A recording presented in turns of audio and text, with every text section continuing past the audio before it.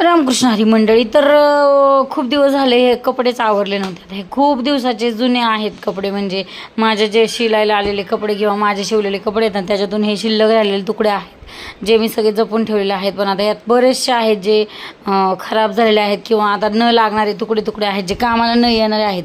मग हे जे मोठे मोठे ब्लाऊज पीस आहेत ते मी ठेवले सगळे गोळा करून, म्हटलं एखाद्या गोधडीला पाल वगैरे लावता येईल गोधडी खराब झाल्याच्या नंतर. पण बाकीचे जे मोठे मोठे छोटे छोटे तुकडे आहेत ना, सगळे मी जाळायला घेतले, कारण काहीच त्याचा उपयोग नाही. आणि बरेच सारे काही कस्टमरचे तर ब्लाऊज असे आलेले होते माझ्यापाशी की त्याला काही अर्थ नव्हता, म्हणजे एकदम पातळ पातळ ब्लाऊज पीस होते ना ते, की त्यांनी नेलेच नव्हते. माझेही 2-3 होते. मग त्याचा काही अस्तर लावून किंवा म्हणून ब्लाऊज शिवून किंवा गोधडीला लावून पण त्याचा काहीही फायदा होणार नव्हता.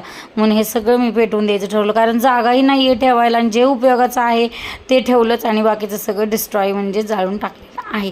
तुम्ही सबस्क्राईब करायला विसरू नका बरं का, करा हा नक्की.